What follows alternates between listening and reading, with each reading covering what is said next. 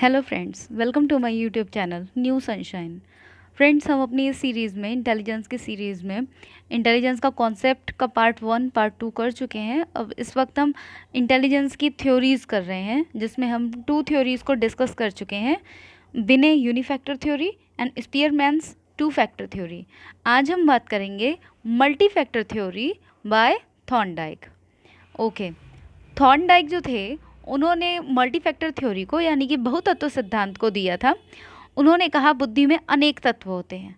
ठीक है, बुद्धि में अनेक तत्व होते हैं, इसमें कोई सामान्य तत्व और कुछ मूल तत्व भी पाए जाते हैं। इसमें कोई ऐसा नहीं है कि जनरल फैक्टर और जनरल फैक्टर और स्पेशल फैक्टर हैं, सिर्फ ऐसा नहीं है, जो कि हमारे स्पीयरमैन ने कहा था। स्पीयरमैन ने कहा था बुद्धि में केवल 2 फैक्टर होते हैं, जी factor and S factor. Ji factor सभी में कॉमन होता है और एस फैक्टर जो है वो सभी में होता है, लेकिन उसकी मात्रा सभी में अलग अलग होती है। तो स्पेसिफिक फैक्टर मतलब एस फैक्टर और जनरल फैक्टर मतलब जी फैक्टर। ठीक है, तो यहाँ पर इन्होंने कहा कि थॉर्नडाइक ने समान तत्व के अलावा कुछ मूल तत्व भी बताए। इस इस सिद्धांत को संबंधवाद का सिद्धांत भी कहते हैं। अब संबंधवाद है क्या? संबंधवाद मतलब जैसे कि जब भी कोई बात आपके दिमाग में आती है, आपके मन में आती है, तो हम उस चीज़ को जानते हैं, समझते हैं, उसके बाद उस चीज़ का, उस वस्तु का हमारे दिमाग से एक संबंध बन जाता है, मानसिक संबंध। ठीक है, तो ऐसे ही बहुत सारे संबंध हमारे दिमाग से बन जाते हैं। तो इन संबंधों की मात्रा जितनी अधिक होती है, उतना ही वह व्यक्ति अधिक बुद्धिमान होता है। ठीक है, जैसे कि अगर आपके लिए अगर आपके लिए सभी चीज़ों की जितनी ज़्यादा जितनी ज़्यादा बातों को आप समझना जानते हैं, जितनी ज़्यादा बातों को आप समझते हैं, वह सारी की सारी क्या कहलाएंगी? उतने ज़्यादा ही आप बुद्धिमान कहलाएंगे कि हाँ, आपको ये भी आता है, आपको ये भी आता है, आपको ये भी आता है।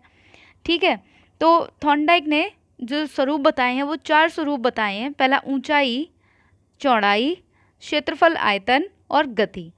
ठीक है, इसके लिए इन्होंने, ऊंचाई के लिए इन्होंने क्या बोला? लेवल।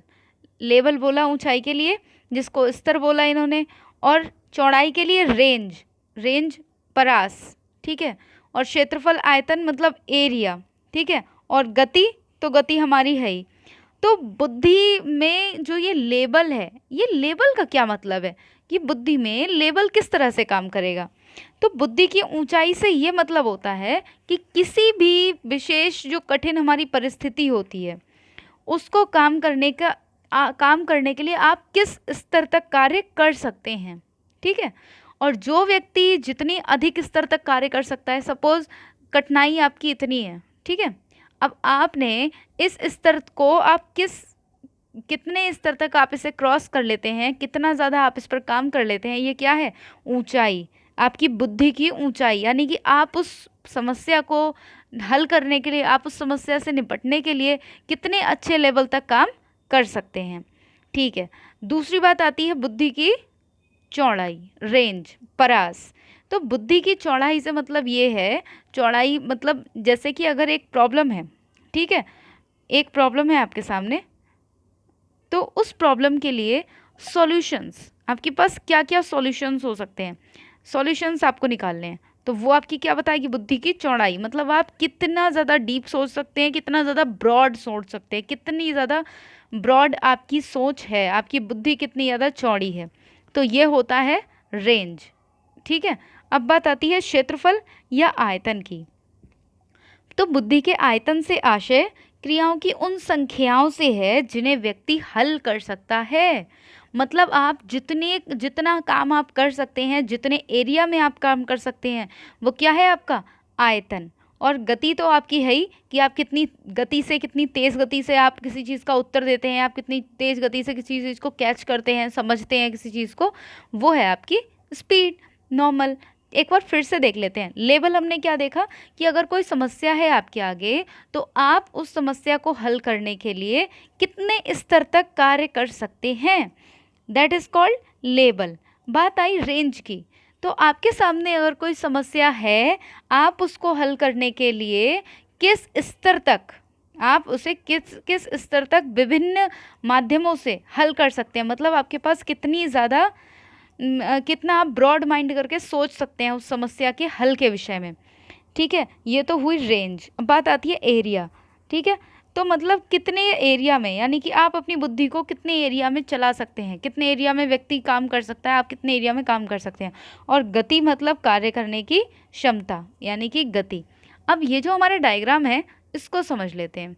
ठीक है, ये रहा हमारा डायग्राम।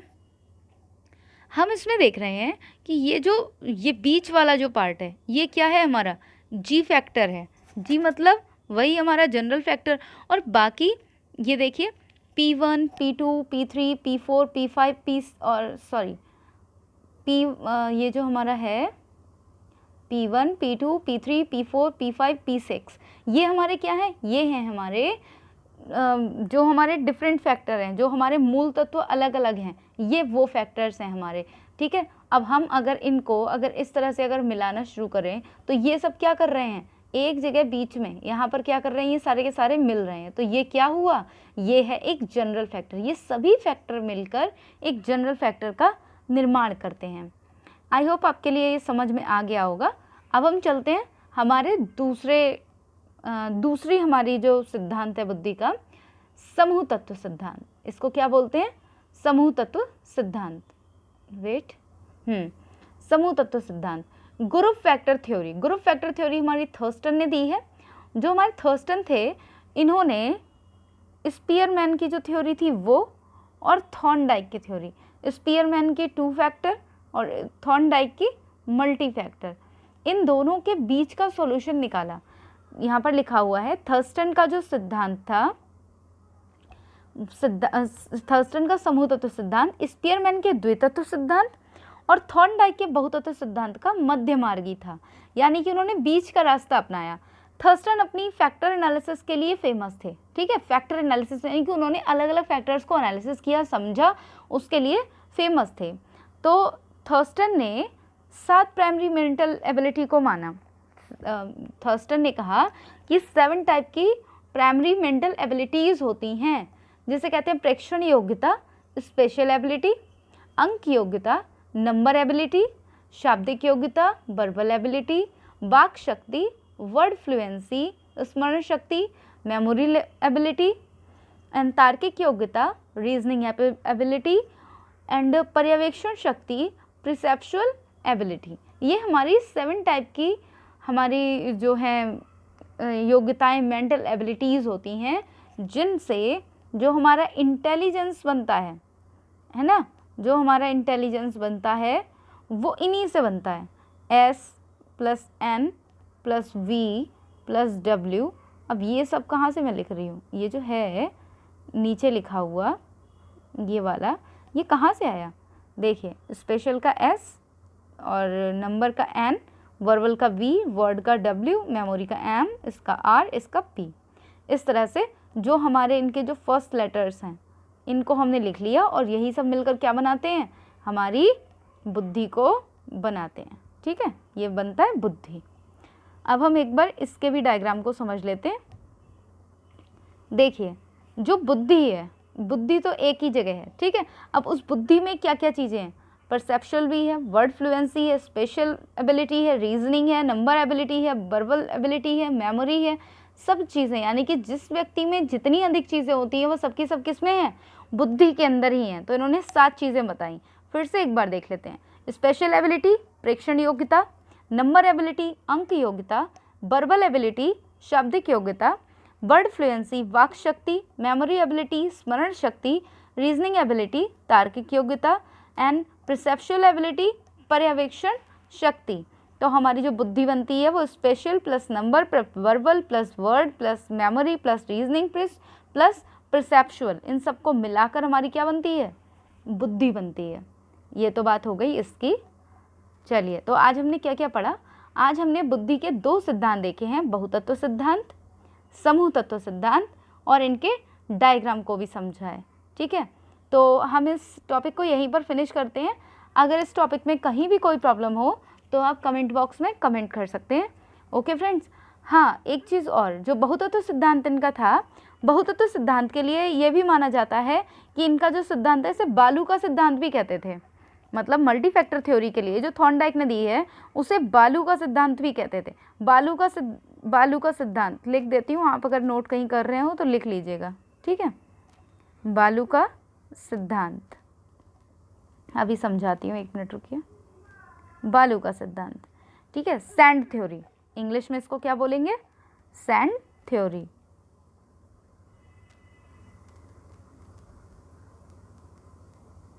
सैंड थ्योरी, तो इसे क्यों कहा जाता था? जिस प्रकार जो बालू का ढेर होता है, बालू का ढेर कैसा होता है? ऐसा होता है बालू का ढेर।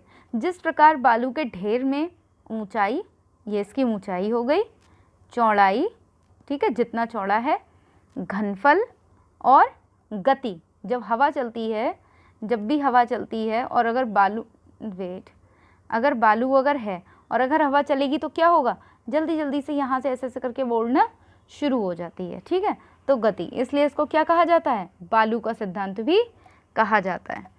ओके फ्रेंड्स, तो हम हमारे अभी जो हमारे सिद्धांत हैं वो भी बचे हुए हैं। हमने किस किस को पढ़ा है? हमने अभी विनय का एक तत्व सिद्धांत पढ़ा है, स्पीयरमैन का द्वितत्व सिद्धांत पढ़ा है, और आज हमने बहुतत्व सिद्धांत और समूह तत्व सिद्धांत को फिनिश किया है। अभी हमारा थॉमसन का सैम्पलिंग थ्योरी, यानी कि थॉमसन का प्रतिदर्श सिद्धांत, वर्णन का क्रमिक महत्व सिद्धांत और गिलफर्ड का त्रिआयामी सिद्धांत बचा है। अभी हमारे ये 3 बचे हैं, हम इनको इस सीरीज़ में ज़रूर पूरा करेंगे आगे।